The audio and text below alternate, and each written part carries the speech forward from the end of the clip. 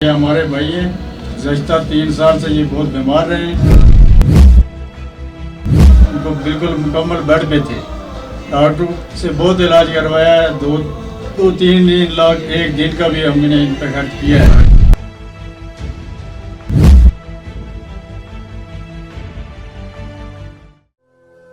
راشد اسلم بول رہا ہوں، ضلع سگنوتی، تحصیل تراڑکیل، گاؤں گڑالہ سے تعلق رکھتے ہیں۔ یہ ہمارے بھائی ہیں، گزشتہ 3 سال سے یہ بہت بیمار رہے ہیں، ان کو بالکل مکمل بیڈ پہ تھے۔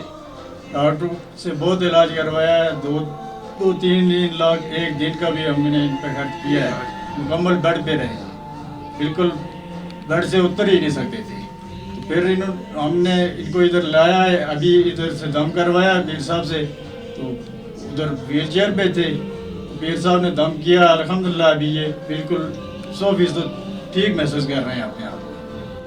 ماشاءاللہ دوستان دی وقار یہ ہوتی ہے، اللہ اور اس کے رسول کا فضل اس کو کہتے ہیں، کرم اس کو کہتے ہیں۔ جیسے کہ میرے بھائی بتا رہے تھے کہ جس وقت انسان بیڈ پہ یا ویل چیئر پہ اس وقت آتا ہے کہ جس وقت اس کے جسم سے جان ختم، سے مراد یہ ہوتی ہے کہ اس کے اپنی جسم میں جان نہ رہتی کہ وہ اپنے پاؤں پہ کھڑا ہو جائے۔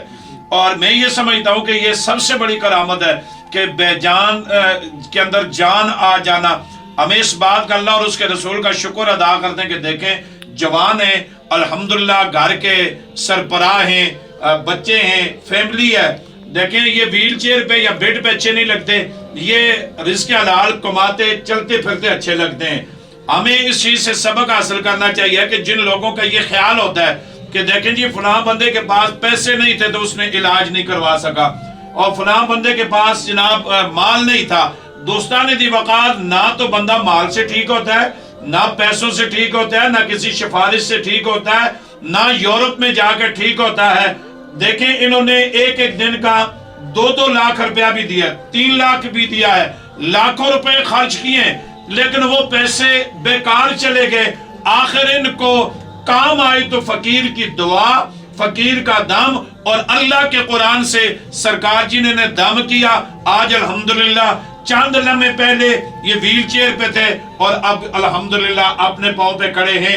اللہ رب العزت کی بارگاہ میں دعا ہے کہ مالک کائنات ایسے جتنے بھی اگر کوئی محتاج ہے ویل چیئر پہ ہے، اللہ حضور بڑے سرکار کے اور حضور غوث پاک اور نبی پاک صلی اللہ علیہ وسلم کے صدقے ان سب کو شفا عطا فرمائے۔